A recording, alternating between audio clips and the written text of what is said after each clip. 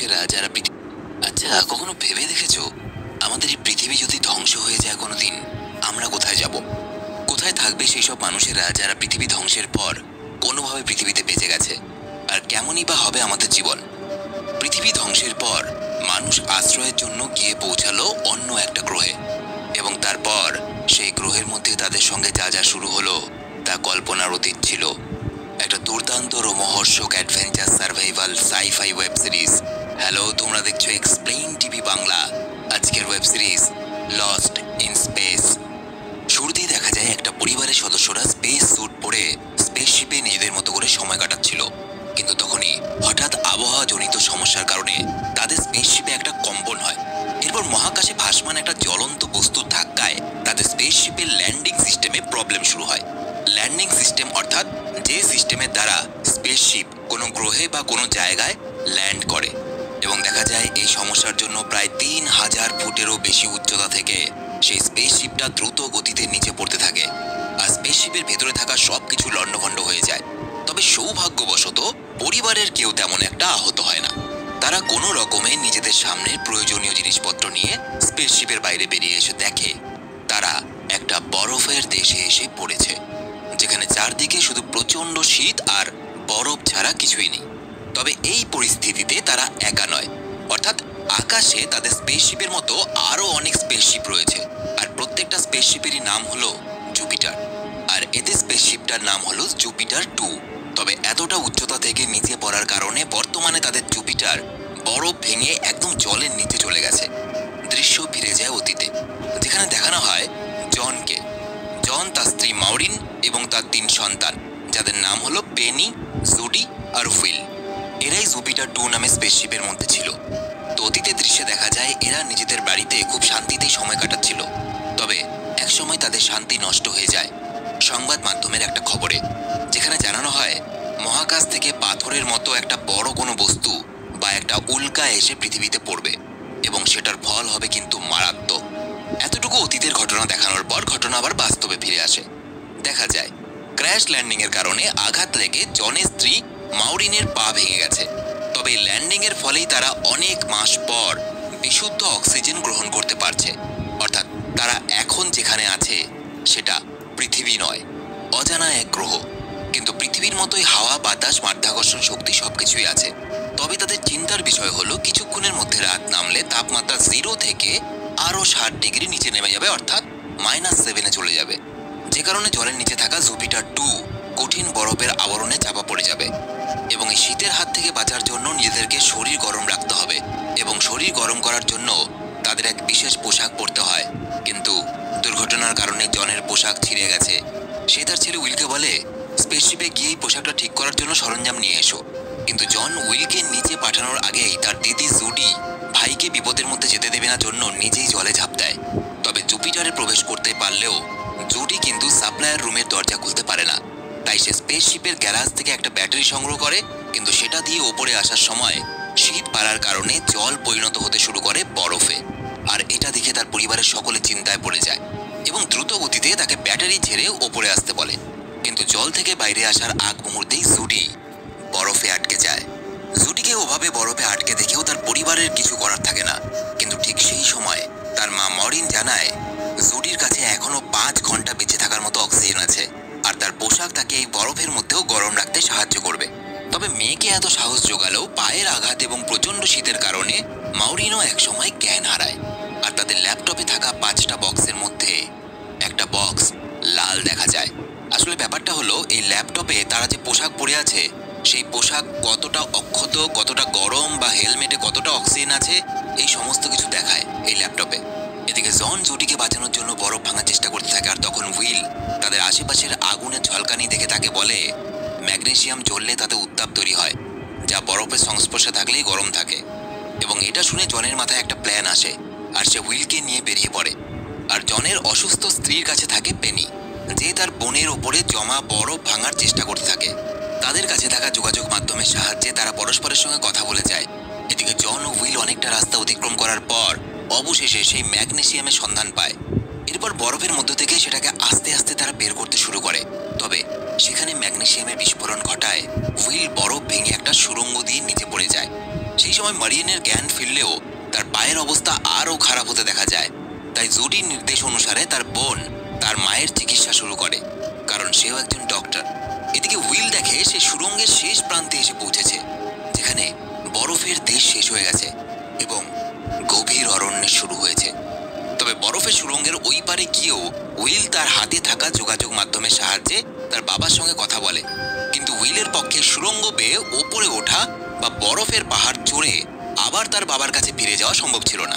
তাই এখন থেকে তাকে বুদ্ধি করে চলতে হবে, কারণ এখন সে একা এবং এই বরফের দেশ শেষ হওয়ার পর যে অরণ্য বা জঙ্গল আছে, সেই জঙ্গলে তার জন্য না জানি কোন ভারী বিপদ অপেক্ষা করে আছে। এদিকে জনের অবস্থা হলো, জন এখন নিচে গিয়ে নিজের ছেলেকে বাঁচানোর থেকেও নিজের মেয়েকে বাঁচানোটা বেশি জরুরি, কারণ তার ছেলে হয়তো এখনো সুরক্ষিত আছে, কিন্তু তার মেয়ে কিন্তু আর কিছুক্ষণের মধ্যেই মারা যেতে চলেছে, কারণ তার মেয়ের কাছে অক্সিজেন সীমিত। জন একাই ফিরে আসতে বাধ্য হয়। অন্যদিকে মারিয়ানের চিকিৎসার পর মারিয়ান এখন অনেকটাই সুস্থ বোধ করছে এবং এই সময় আবারও অতীতের একটা ঘটনা দেখানো হয়, যেখানে দেখানো হয় পৃথিবী ছেড়ে মানুষ মহাশূন্যে রওনা দেওয়ার আগে পরিস্থিতির মোকাবেলা করছিল এবং পৃথিবী ছেড়ে অন্য গ্রহের উদ্দেশ্যে রওনা দেওয়ার জন্য কিছু শারীরিক পরীক্ষা করা হতো। সেই শারীরিক পরীক্ষায় উইল ফেল করলেও তার মা সেটাতে তাকে পাশ করিয়ে দেয়, যাতে তারা সপরিবারে একসাথে থাকতে পারে। ঘটনা ফিরে আসে বর্তমানে। দেখা যায় উইল জঙ্গলের মধ্যে দিয়ে হাঁটতে হাঁটতে একটা ভাঙা স্পেসশিপের কাছে এসে পৌঁছায়, যেটা কোনো জুপিটার স্পেসশিপ নয়, এবং সেই সমস্ত ঘটনা তার কাছে থাকা একটা ক্যামেরার সাহায্যে রেকর্ড করতে শুরু করে। আর তখনই উইল ওখানে কারোর উপস্থিতি টের পায় এবং লুকিয়ে পড়ে, আর দেখে তার দিকে দুটো যান্ত্রিক পা এগিয়ে আসছে এবং এটা দেখে ভয়ে উইল গাছে উঠে পড়ে, কিন্তু সেই পা দুটো গাছে ওঠার চেষ্টা করে। আর এর সাথেই একটা ভয়ানক প্রাণী তার অদ্ভুত লাল টর্চের মতো মাথা আর 4 হাত দিয়ে উইলকে খামচে ধরার চেষ্টা করে। এদিকে জন একা তার পরিবারের কাছে ফিরে এলে সবাই উইলের খোঁজ করে এবং জন তাদের সত্যিটা জানায় এবং কথা দেয় সে তার ছেলেকে ফিরিয়ে আনবে, কিন্তু এখন সবার এদিকে জন একা তার পরিবারের কাছে ফিরে এলে সবাই উইলের খোঁজ করে এবং জন তাদের সত্যিটা জানায় এবং কথা দেয় সে তার ছেলেকে ফিরিয়ে আনবে, কিন্তু এখন সবার আগে জরুরি তার মেয়ে জুডিকে বাঁচানো। আর এটা বলেই জন ম্যাগনেসিয়াম বরফের ওপর রেখে সেখানে আগুন জ্বালিয়ে দেয়। এতে বরফ কিছুটা গলে যায়। আসলে জন পেশায় একজন সীমান্তরক্ষী ছিল যখন সে পৃথিবীতে ছিল, এই জন্য সে তার স্ত্রী এবং সন্তানদের বেশি সময়ও দিতে পারেনি। এমনকি পৃথিবী ধ্বংসের আগ মুহূর্ত পর্যন্ত, হ্যাঁ ঠিকই শুনেছ, পৃথিবী ধ্বংস হয়ে গেছে এবং সেজন্যই ওরা এই অন্য গ্রহে এসেছে। তো যাই হোক, এই ব্যাপারে পরে আরও কিছু জানতে পারবে।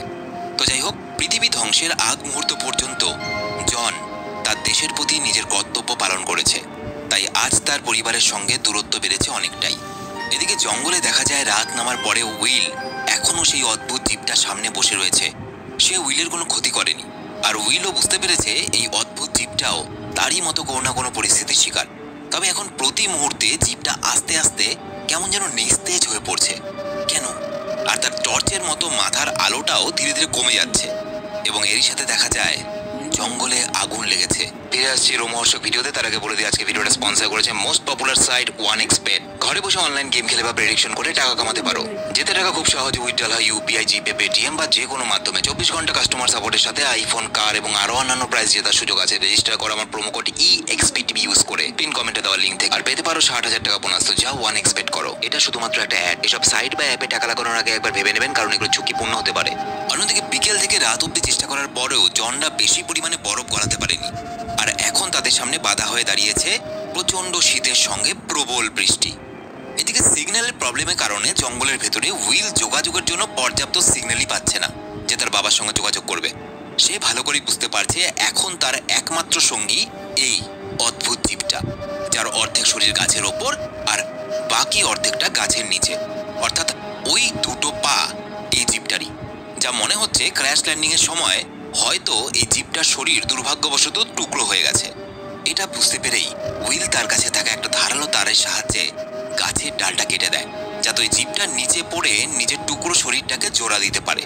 আর এর কিছুক্ষণ পরেই সে দেখে জীবটা নিজেকে জোড়া লাগিয়ে সতেজ হয়ে উঠেছে, আর সম্পূর্ণ শরীর পাওয়ার পরই ওই জীবটা তার সঙ্গে উইলকে দাবানলের থেকে বাঁচিয়ে অনেকটা দূরে নিয়ে চলে যায়। আসলে উইলের সামনে থাকা এই অদ্ভুত জীবটা কোনো জীবই নয়, সে একটা শক্তিশালী রোবট, আর তার কাছে অনেক ক্ষমতা রয়েছে। উইল রোবটটাকে তার পরিবারের কাছে নিয়ে যায়। আর জনরা যখন 3 জন মিলেও শত চেষ্টা করে সেখানকার পরিস্থিতির কাছে হার মেনে নেয়, অর্থাৎ বরফ গলাতে পারে না, সেখানে কিন্তু রোবটটা খুব সহজেই নিজের হাতে তাপ উৎপন্ন করে বরফ গলিয়ে দিয়ে জুডিকে বাঁচায় এবং সারা রাত তাদেরকে হাতের তাপ দিয়ে গরম করে রাখে। এই সময় ঘটনা আবার অতীতে ফিরে যায়, যেখানে দি রেজিলিউট নামে একটা মহাকাশ স্টেশন দেখানো হয়, অর্থাৎ মহাকাশে কৃত্রিমভাবে তৈরি করা মানুষের বসবাসযোগ্য একটা জায়গা, যেখানে একদিন একটা আক্রমণের কারণে প্রচুর মানুষ প্রাণ হারিয়েছিল এবং পৃথিবী ধ্বংস হওয়ার পর এই শেষ বাসস্থানটুকুও পরিত্যাগ করে জুপিটার নিয়ে তাদের অন্য গন্তব্যে রওনা হয়েছিল মানুষেরা। এদিকে খাদের কিনারে ক্র্যাশ ল্যান্ডিং করা আরও একটা জুপিটারকে দেখা যায়, যার মধ্যে আটকে রয়েছে 2 জন ছেলে মেয়ে। এদের নাম হলো মেজর ডন এবং ডক্টর স্মিথ। ওই পরিস্থিতিতে ডন নিজেকে অনেক কষ্টে বাঁচায় এবং প্রায় অর্ধেক ভাঙা স্পেসশিপে নিজের প্রাণের ঝুঁকি নিয়ে তার সঙ্গী ডক্টর স্মিথকেও সে সেফটি বেল্ট খুলে টেনে উপরে নিয়ে আসে। অন্যদিকে জনের পরিবারকে সাহায্য করার জন্য সেই রোবটটা আবারও বরফ গলিয়ে তাদের জুপিটারকে বরফ থেকে বের করার চেষ্টা করে। এদিকে স্পেসশিপ থেকে বেরিয়ে ডন এবং ডক্টর স্মিথ দেখে তাদের একজন সাথী মারা গেছে। ডন তার জুতোটা নিজে নিয়ে নেয় এবং একটা ফায়ার গানের সাহায্যে আকাশের দিকে গুলি ছোড়ে, যাতে সেই আলো দেখে কেউ তাদেরকে এখানে উদ্ধার করতে আসে। এদিকে জুপিটার 2 জলের অনেক গভীরে চলে যাওয়ায় রোবটের সাথে জন হাতে হাত লাগিয়ে জুপিটার 2কে সারিয়ে এবং তার জল শুকিয়ে বাইরে আনার কাজ করতে থাকে। এদিকে ডন এবং ডক্টর স্মিথ বুঝতে পারে যে কিছু দূরেই মানুষের হয়তো উপস্থিতি আছে এবং তারা সেদিকে রওনা দেয়। জুপিটার 2 এর পরিস্থিতি কিছুটা স্বাভাবিক হলে জন সপরিবারের রোবটের সঙ্গে সেখানে থেকে কাজ চালিয়ে যায় এবং হঠাৎই তারা একটা বিস্ফোরণের শব্দ শুনতে পায়।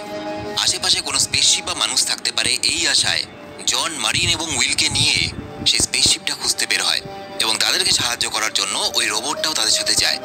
জনরা রোবটের সাথে এমন একটা জায়গায় পৌঁছে যায় যেখানে জুপিটার 17 নামে একটা স্পেসশিপ দেখতে পায় তারা, যেটা ভেঙে টুকরো টুকরো হয়ে গেছে। এদিকে তাদের অনুপস্থিতিতে পেনি বাইরে বেরিয়ে দেখে আবহাওয়া কিন্তু প্রচন্ড খারাপ, যে কোনো মুহূর্তে বড় ঝড় আসতে পারে, তাই তাদের পরিবারকে সুরক্ষিত রাখার একটা ব্যবস্থা করতে হবে।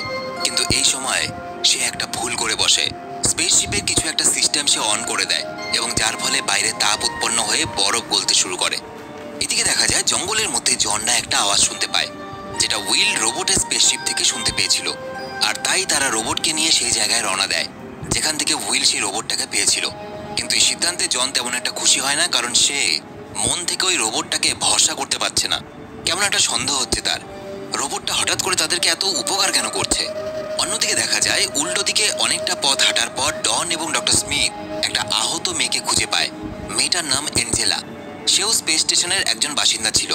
এরপর ডন সেখান থেকে কিছুটা দূরে একটা কালো ধোঁয়া দেখে এবং আহত অ্যাঞ্জেলাকে কাঁধে তুলে ডক্টর স্মিথের সঙ্গে সেদিকে এগিয়ে যায়। এদিকে পেনিকে দেখা যায় সে জুপিটারের মধ্যে থাকা এক ধরনের বিশেষ গাড়িকে স্টার্ট করে বেরিয়ে যায়। তবে জুডির ইচ্ছে থাকলেও তার মৃত্যু মুখ থেকে ফিরে আসার পূর্ব অভিজ্ঞতার কথা মনে করে সে আর বাইরের দিকে পা বাড়ায় না।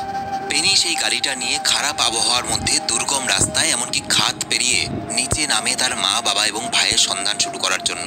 অন্যদিকে জঙ্গলে পড়ে থাকা ওই স্পেসশিপটা ধ্বংসাবশেষের কাছে পৌঁছানোর পর জন এবং মারিন স্পেসশিপের ভিতরে প্রবেশ করে এবং একটু পরেই হঠাৎ করে দেখা যায় সেই স্পেসশিপের ভেতরে একটা অদ্ভুত আলো জ্বলে ওঠে আর জনদের সামনে একটা অদ্ভুত ডিজিটাল ম্যাপ ক্রিয়েট তৈরি হয়, যেন পুরো গ্যালাক্সিটাই তাদের সামনে রেখে দেওয়া হয়েছে।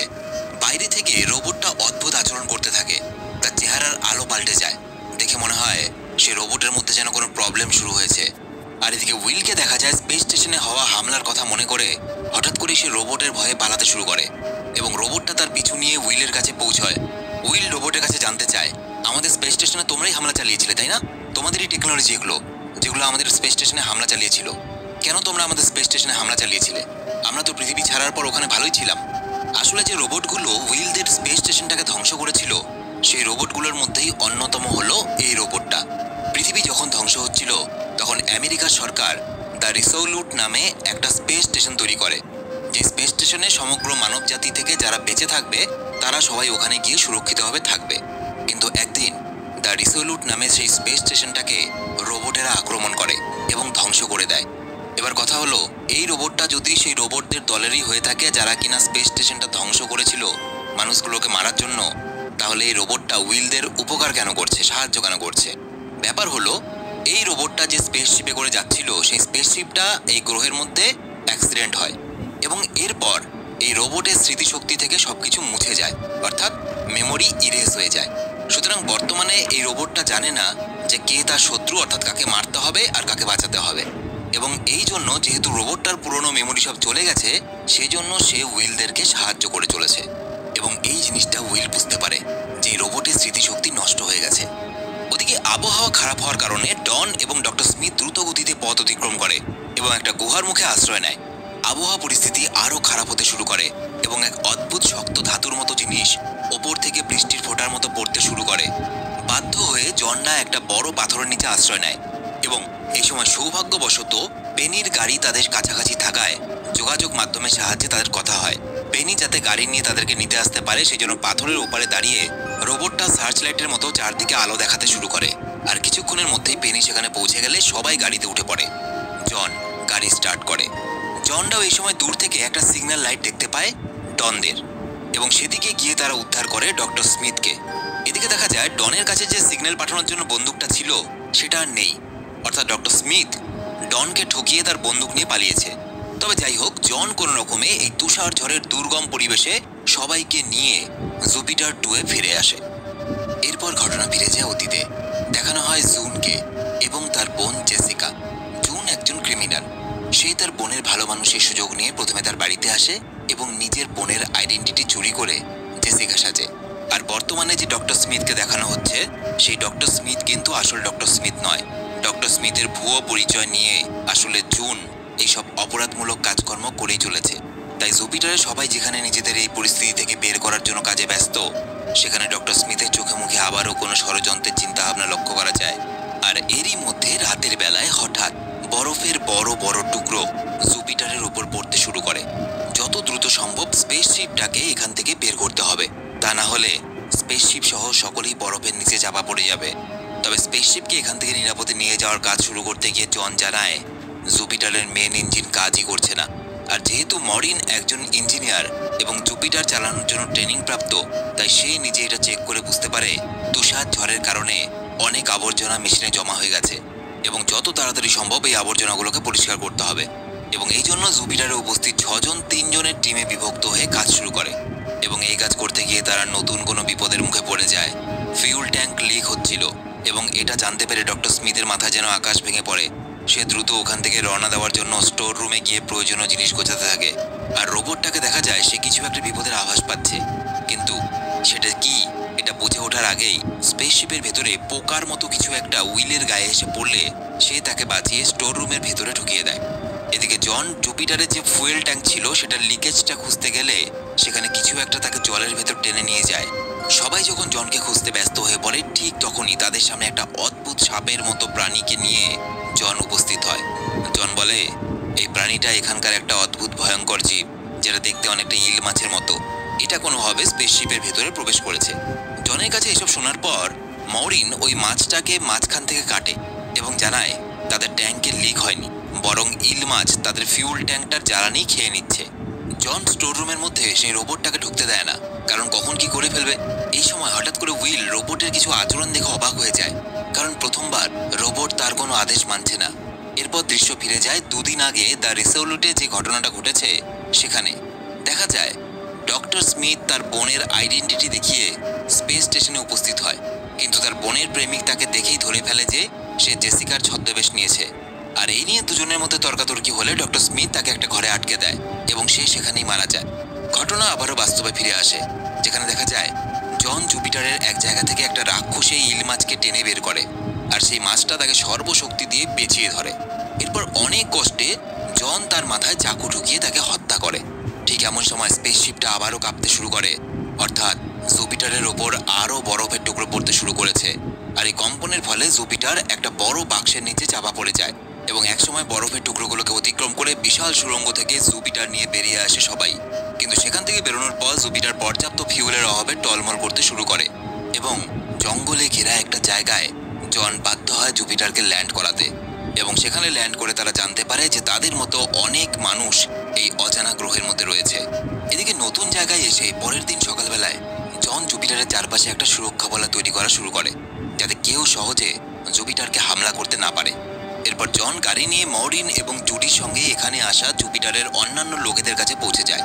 আর ওই লোকেদের সাথে এখানে ডনকেও দেখা যায়, যাকে ঠকিয়ে ডক্টর স্মিথ জুপিটার 2-তে আশ্রয় নিয়েছে। এবং এরই সাথে এখানে এসে অ্যাঞ্জেলা একটু স্বাভাবিক হলেও পুরোপুরি সুস্থ হয়নি, তাই তাকে চিকিৎসা করার জন্য জুডি তার কাছে যায়।